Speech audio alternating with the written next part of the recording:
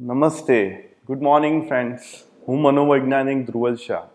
આજે આપણે વાત કરીશું સાયકાટ્રિસ્ટ અને સાયકોલોજિસ્ટ વચ્ચે શું ફરક છે કે પછી સાયકોથેરાપિસ્ટ કોને કહેવાય. જનરલી સાયકોલોજિસ્ટ પેરામેડિકલ ફિલ્ડથી બિલોંગ કરે છે.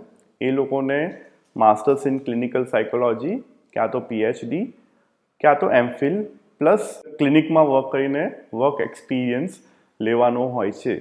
જ્યારે સાયકાટ્રિસ્ટ છે એ પ્રોપર ડૉક્ટર કહેવાય છે અને એ એમબીબીએસ કરી અને એમડી કોર્સ સ્પેશિયલાઇઝેશન ઇન સાયકાટ્રી બ્રાન્ચમાં કરવો પડે છે.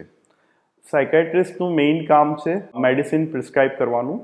સાયકોલોજિસ્ટનું મેઇન કામ છે ક્યોર થેરાપી કે ટોક ક્યોર કરવું. સાયકાટ્રિસ્ટ જનરલી ન્યુરોકેમેસ્ટ્રી ઉપર વર્ક કરે છે, જે ડિફરન્ટ કેમિકલ્સ હોય છે એને કેવી રીતે બેલેન્સ કરવા એ એનું મેઇન કામ છે. જ્યારે સાયકોલોજિસ્ટનું જે બી કોઈ બી ક્લાયન્ટ આવે છે એની લાઈફમાં કોઈ ઇમોશનલ ડિસ્ટર્બન્સ હોય, કોઈને ફાઇનાન્શિયલ ક્રાઇસિસ હોય તો એમાં કેવી રીતે સપોર્ટ કરવો, નજીકના વ્યક્તિની કોઈની ડેથ થઈ ગઈ હોય તો એને ગ્રીફમાંથી કેવી રીતે હેલ્પ કરવું, plus relationship issues, marital counselling, આ બધી વસ્તુઓને આમાં કવર કરવામાં આવે છે.